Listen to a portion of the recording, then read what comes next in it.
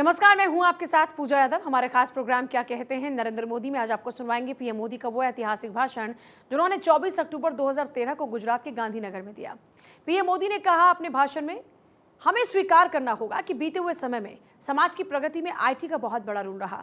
पिछले 30 से 40 सालों में उसने इतना बड़ा इम्पैक्ट किया कि पूरी जीवन व्यवस्था में बदलाव आया। लेकिन अब हम मानकर चले कि इसके बाद का समय एनवायरमेंट टेक्नोलॉजी का है। मित्रों, आज भले ही हम इस फील्ड में अपनी जगह बनाई होगी, लेकिन किसी एक क्षेत्र को सबसे ज्यादा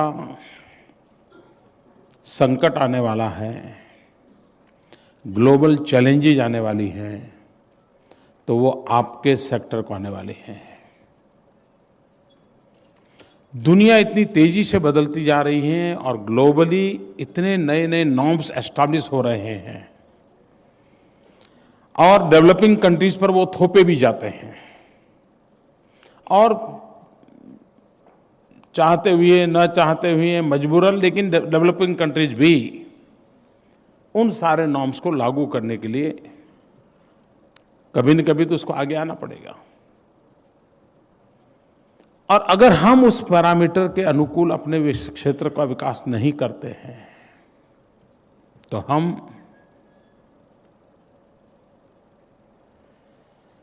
उस समय इस संकट को कैसे झेल पाएंगे। आज मित्रों, दुनिया में कोई सरकार अपनी मनमर्जी से निर्णय कर लें और दुनिया चला ले, वो समय पूरा हो गया है। आपको पूरे एक वैश्विक परिवेश में ही अपने आप की जगह को फिक्स करना होता है। और उस अर्थ में अगर समय रहते हम सोचेंगे तो शायद हमें कम से कम संकटों को झेलना पड़ेगा। और मैं मानता हूं कि आपके यहां कोई ऐसा टास्क फोर्स बने, ग्लोबल किस प्रकार के नॉर्म्स की तरफ दुनिया जा रही है, उसमें हम कहां हैं, हमने सोचना होगा। मित्र, इस बात को भी हमें स्वीकार करना होगा कि बीता हुआ समय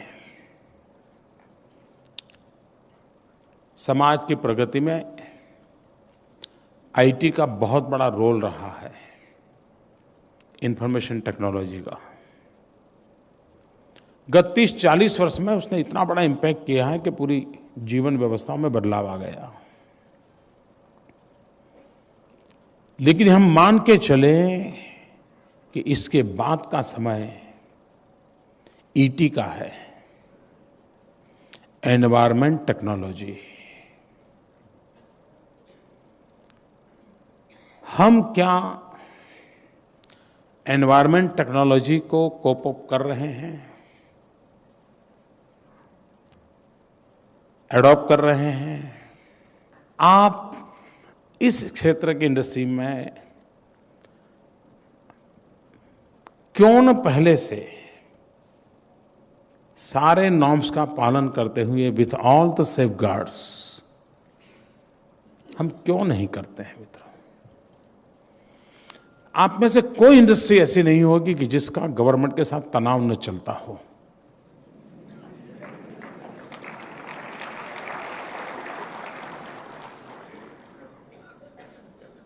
ऐसा क्यों? मैं नहीं मानता हूं कि सरकार ने कोई ऐसे कानून बनाए दिए कि जिसको आप कर नहीं सकते हो। आप कर सकते हो, लेकिन आपने तय किया है कि यार चलता है, चलने दो।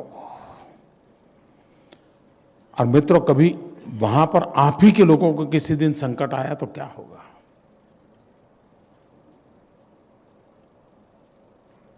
और मैं मानता हूं कि हम एक ऐसे फील्ड में हैं कि जहां पर एक्स्ट्रा सेंसिटिव होने की आवश्यकता है।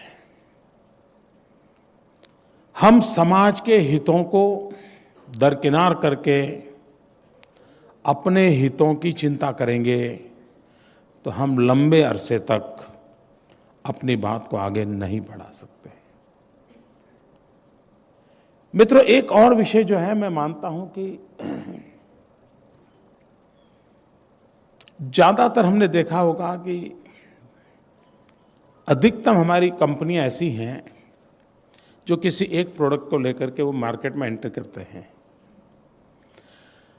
और 20-25 साल के बाद भी वो उसी प्रोडक्ट पर गुजारा करते हैं।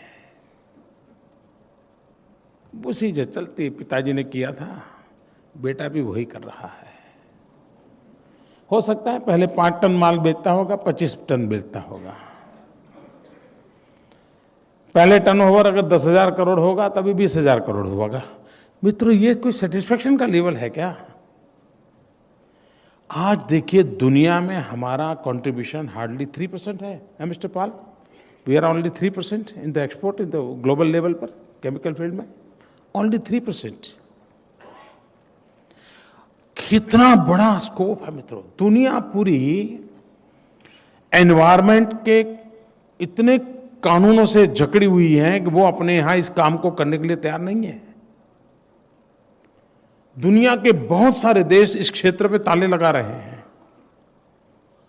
आपके लिए स्कोप है, उसके बाद भी दुनिया में हम सिर्फ 3% पे अटके हुए हैं, और ये भी पिछले 1 दशक से अटके हुए हैं।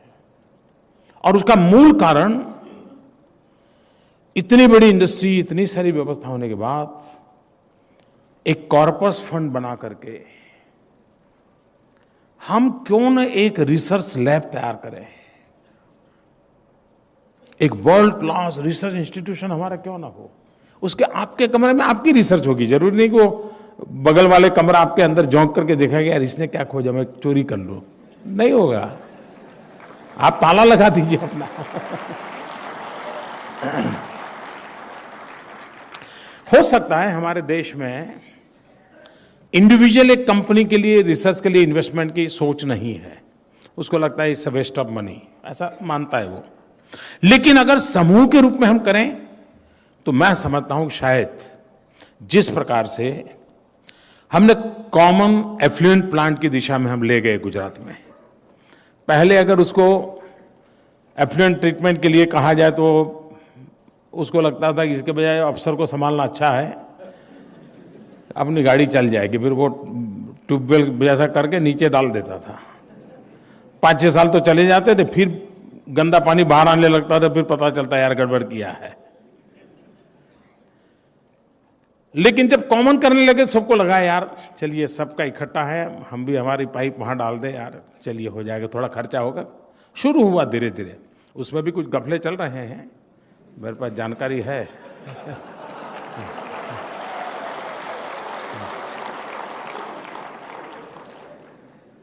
लेकिन मित्रों, उसी प्रकार से कॉमन रिसर्च फैसिलिटी हम क्यों ना खड़ी करें।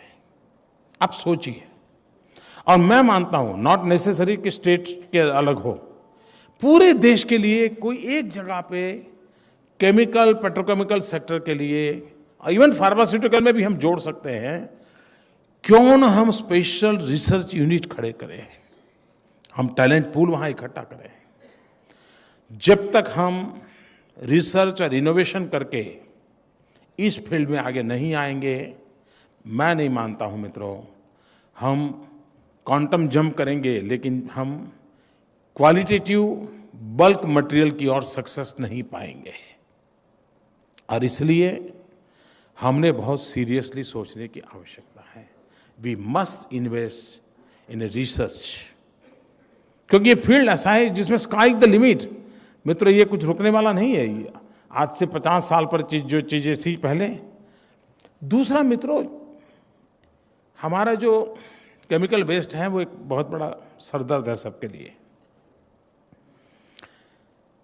लेकिन आप देखिए, पहले बिजली के जो कारखाने थे जो कोयले के आधार पर चलते थे, तो वहाँ कोयले की राख, उसके ढेर लगे रहते थे, और वो इतने 80-80, 100-100 मीटर ऊंचे होते थे, और उसको निकाल कैसे करना उसके लिए टेंशन रहता था। सरकार और बिजली कंपनी के बीच झगड़ा ये होता कि इसको कब हटाओगे बताओ, इसी का झगड़ा होता था। मित्रों, समय बदलते वही वेस्ट वेल्थ बन गया। वही कोयला की राख आज प्रोडक्शन मटेरियल में काम आने लग गई, तो आज उसको लेने के लिए टेंडरिंग हो रहा है। मतलब किसी ने रिसर्च किया, किसी ने माइंड अप्लाई किया, तो वो वेस्ट भी। क्या कभी आपने सोचा है कि जो वेस्ट आपके लिए आज बोझ है, वो वेस्ट भी कभी वेल्थ बन सकता है? उसी वेस्ट पे रिसर्च करके, इनोवेशन करके कोई और नई प्रोडक्ट की ओर आप जा सकते हैं जो मार्केट में, और वो संभव है मित्रों, सब चीज संभव है। क्या आप वेस्ट को भी एक बर्डन बना के मान करने के बजाय वेस्ट को भी एक रॉ मटेरियल मान करके उसमें वैल्यू एडिशन करके आप मार्केट में एक नई एंट्री कर सकते हैं मित्रों, तो हम लोगों को टेंशन चला जाएगा। मित्रों आज देखिए, अब इतने सारे केमिकल फील्ड में हो, ये मेडिकल वेस्ट कितना बड़ा टेंशन का विषय है। क्या आप ऐसे कोई केमिकल नहीं बना सकते हैं कि जो मेडिकल वेस्ट का निकाल करने के लिए काम आ जाए? उनका भी काम हो जाए, आपका भी काम हो जाए। मित्रों हमारी रिक्वायरमेंट के अनुसार रिसर्च, मित्रों सारी दुनिया एक विषय में बहुत बड़ा बदलाव आया है, और वो है holistic lifestyle, environment friendly living. Even वो कपड़ा भी अब केमिकल कलर वाला पहनने को तैयार नहीं है। नेचुरल कॉटन कलर को ग्रो करना, उसमें से बना हुआ कपड़ा और वही पहनना, वहां तक दुनिया आगे बढ़ रही है। हमारे देश में वेजिटेबल कलर, ये हमारी कितनी बड़ी विधा थी मित्रों। पाटन का पटोला हजारों साल से दुनिया में प्रसिद्ध क्यों हुआ? वेजिटेबल कलर के कारण। और उस समय भी लोग इतने कॉन्शियस थे कि केमिकल कलर का कपड़ा नहीं पहनेंगे, वेजिटेबल कलर वाला कपड़ा पहनेंगे, और उसी में पाटन का पटोला पॉपुलर था, 20-20 लाख की कीमत में वो बिकता था। मित्रों आज हमारे यहाँ वेजिटेबल कलर का रिसर्च और दुनिया के सामने एक ब्रांड बना करके हम अपनी जगह खड़ी कर सकते हैं। यस, ये एनवायरनमेंट फ्रेंडली सोसाइटी के लिए आज घर की दीवारों को भी लोग उस पेंट को पसंद नहीं करते हैं जिसमें केमिकल हैजार्डस की बू आती है। इतना बदलाव आ रहा है मित्रों। अगर ये बदलाव आ रहा है तो उस बदलाव के साथ कोप अप करने के लिए हम रिसर्च की ओर बल दे सकते हैं क्या? मित्रों हम इक्विपमेंट अपग्रेडेशन कर रहे हैं। क्यों? क्योंकि उससे प्रोडक्टिविटी बढ़ती है, मुनाफा बढ़ता है। लेकिन हम रॉ मटेरियल में वैल्यू एडिशन में जो ताकत लगानी चाहिए, जो रिसर्च इनपुट देना चाहिए, वो नहीं दे रहे हैं। मित्रों क्या कारण है? हमारे देश का रॉ मटेरियल विदेशों में एक्सपोर्ट हो। क्या हमारे केमिकल फील्ड के लोगों की चैलेंज नहीं है? ज्यादातर रोल आप ही लोगों का है। क्यों न हम, जैसे हमारे यहां से बॉक्साइट रॉ मटेरियल एक्सपोर्ट होता है, देश के जेब में क्या आता है? कुछ नहीं आता जी। लेकिन वही चीजें अगर प्रोसेस होती, उसको केमिकल फील्ड के लोगों का टच मिलता, और अगर मान लीजिए एल्यूमिना बना करके जाते, तो हम कितना वैल्यू एडिशन करते हैं, हम इकोनॉमी को कितना फायदा करते हैं। हम अपनी इन सारी चीजों को, हमारे यहां उपलब्ध जो भी रॉ मटेरियल है, रॉ मटेरियल का वैल्यू एडिशन में एटलीस्ट केमिकल फील्ड के लोग क्या कर सकते हैं?